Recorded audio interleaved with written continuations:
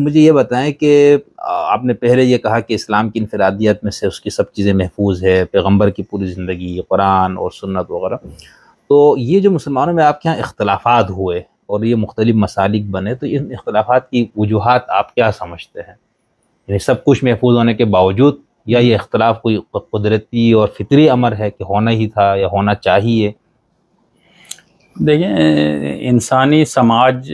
کی جو بناوٹ ہے اس میں اختلاف کا پیدا ہونا تو فطری چیز ہوتی ہے۔ صحیح۔ اب جیسے نبی کریم صلی اللہ علیہ وسلم نے کچھ لوگوں کو بھیجا کہ بھئی فلاں جگہ پہنچ کر جو ہے نماز عصر ادا کرنا، تو جب وہ ابھی وہاں پہنچے نہیں تھے، نماز عصر کا ٹائم ہو گیا، کچھ لوگوں نے کہا کہ اللہ کے نبی صلی اللہ علیہ وسلم کا مقصد یہ تھا کہ وہاں پہ جب پہنچ کر اتنے جلدی پہنچو کہ وہاں پہ عصر کی نماز پڑھ سکو، لیکن آپ نہیں پہنچ سکے تو عصر کا ٹائم تو نہیں نکالیں۔ کچھ لوگوں نے ادھر نماز پڑھ لی، کچھ لوگوں نے ادھر جا کے نماز پڑھ لی، اور کیونکہ اس وقت وحی کا سلسلہ جاری تھا تو دونوں کو ہی جو ہے وہ مل گیا، تصدیق ہو گئی کہ بھئی تم نے بھی صحیح کیا، تم نے بھی صحیح کیا۔ لیکن جب وحی کا سلسلہ ختم ہو جائے اور اس طرح کا اختلاف، یہ تو فطری اختلاف تھا نا، صحیح، اس طرح کا بعد میں اختلاف پیدا ہو جائے تو پھر جو ہے وہ اس کی تصدیق تو کرنے والی شخصیت نہیں ہے کہ بھئی تم بھی صحیح اور تم بھی صحیح۔ لیکن نبی کریم صلی اللہ علیہ وسلم کی زندگی سے ہمیں اب جیسے حج کے جو آپ نے ادا کیا، اس میں مختلف لوگ مختلف سوال کرتے رہ گئے، اللہ کے نبی یہ ہمارے سے چھوٹ گیا ہے، آپ نے فرمایا لا حرج، کوئی حرج نہیں ہے۔ اس نے کہا یہ میں نے پہلے کر لیا، یہ بعد میں کیا، آپ نے کہا لا حرج، کوئی حرج نہیں ہے۔ تو اتنی یعنی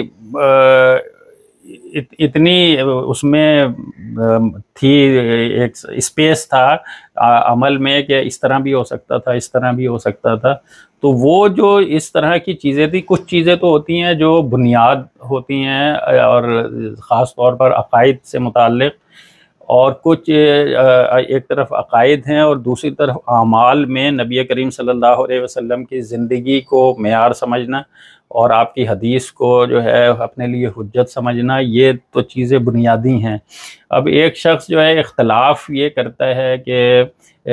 اس معاملے میں کہ اس کے پاس بھی حدیث کی بنیاد موجود ہے اور اس کا فہم حدیث کا اس کا کچھ اور بتا رہا ہے، اور دوسرے کے پاس بھی حدیث کی بنیاد موجود ہے اور اس کا فہم اس کو کسی اور طرف لے کے جا رہا ہے۔ اس طرح کے اختلافات تو یہ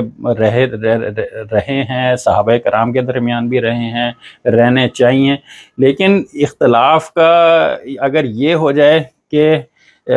یہ حدیث تو یہ کہہ رہی ہے لیکن میرا امام جو ہے اس نے یہ کہا ہوا ہے اور میں اس کا کیونکہ مقلد ہوں، اس وجہ سے جو ہے میں یہ، تو جب اس طرح کی یعنی قرآن اور سنت سے ہٹ کر کسی کو ہم نے معیار حق بنایا تو پھر یہ فرقہ واریت شروع ہوئی۔ اختلاف تو موجود رہا، صحابہ کے زمانے میں بھی، تابعین کے زمانے میں بھی اختلاف رائے موجود رہا، لیکن اس نے کسی فرقے کو جنم نہیں دیا۔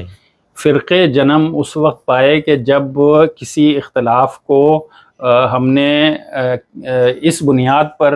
کر ڈالا کہ بھئی ہماری محبوب شخصیت اور جس کو ہم یعنی اللہ اور رسول اور قرآن اور سنت کو چھوڑ کر کسی اور کو ہم نے جب معیار حق بنا لیا تو پھر یہ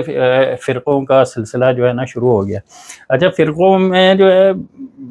ایک چیز جو اہم ہے وہ یہ کہ فرقے اس وقت پنپتے ہیں جب اس کے پیچھے کوئی سیاسی عزائم بھی آ جائیں۔ صحیح۔ سیاسی عزائم نے پھر ان فرقوں کو جو ہے نا تقویت دی، سیاسی عزائم کے ساتھ اور سیاسی قوتوں کے ساتھ کے پاس جب یہ اس طرح کی فرقہ وارانہ چیزیں ہوتی ہیں تو اس کے پیچھے ظاہر ہے پشت پر پیسہ بھی آ جاتا ہے، دولت بھی آ جاتی ہے اور طاقت اور اثر و رسوخ بھی آ جاتا ہے۔ تو پھر وہ جو اختلاف پہلے کسی درجے میں تھا وہ پھر وہ ایک مذہب کی روپ اختیار کر جاتا ہے، ایک فرقے کا روپ اختیار کر جاتا ہے، اور پھر یہ سلسلے جو ہے نا وہ چل پڑتے ہیں۔ تو اللہ نے حل ہمیں یہی بتایا، یا ایھا الذین آمنوا اطیعوا اللہ واطیعوا الرسول واولی الامر منکم فإن تنازعتم فی شیء فردوہ الی اللہ والرسول، کہ اس سے پتہ یہ چلتا ہے کہ معیار حق جو ہے قرآن اور سنت ہے، اللہ اور اس کا رسول ہے، اللہ کی بات پر فیصلے ہوں گے یا رسول اللہ صلی اللہ علیہ وسلم کی بات پر فیصلے ہوں گے۔ تو اختلاف ہونا تو اس سے بھی پتہ لگ رہا ہے کہ فَإِن تَنَازَعْتُمْ فِي شَيْءٍ، تمہارے درمیان اگر کوئی اختلاف ہو جائے، تنازع ہو جائے، تو یہ تو ہونا ہی تھا، جبھی تو اللہ نے فرما دیا۔ تو اس کا حل بھی اللہ نے بتا دیا، لیکن ہم اس حل کی طرف نہیں جاتے۔ اب کسی مسئلے میں اختلاف ہو اور ہم فیصلہ کر لیں کہ بھئی قرآن اور سنت جو ہماری رہنمائی کرے گا اس کے مطابق ہم نے جو ہے اپنے اس اختلاف کو ختم کرنا ہے، تو اختلاف ختم ہو جائے گا۔ لیکن جب میں یہ کہوں گا کہ اختلاف یہ ہے، لیکن یہ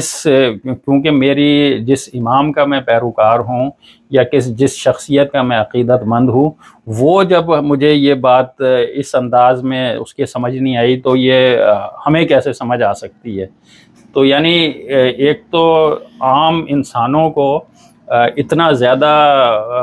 عقیدت میں اندھے ہو کے اس معیار پہ پہنچا دینا کہ گویا کہ وہ معیار حق بن گئے ہیں اور ان سے غلطی کا صدور نہیں ہو سکتا، تو یہ ظاہر ہے پھر اس طرح فرقہ واریت جنم لیتی ہے، فرقے پنپتے ہیں اور آگے بڑھتے ہیں۔ اسی طرح فرقہ بڑھنے میں جو ہے نا وہ ضد، آپس کی ضد جو ہے وہ بھی بہت کام کرتی ہے، اور اپنی بڑائی کا احساس جو ہے وہ بڑا کام کرتا ہے۔ اختلاف ختم ہو جاتا ہے اگر انسان منکسر المزاج ہو اور حق کے سامنے جھکنے والا ہو، جب سچی بات اس کے سامنے آ جائے تو وہ جھک جائے۔ تو جب اختلاف بڑھتا ہے، جب بندہ خود پسند ہو اور اپنی رائے کو جو ہے اتنا اہمیت دینے لگ گیا ہو کہ وہ قرآن و سنت کو نیچے کر رہا ہو اور اپنی بات کو اونچے کرنا چاہ رہا ہو، تو پھر بھی فرقہ واریت بڑھتی ہے اور فرقے پنپتے ہیں۔ صحیح، بہت شکریہ۔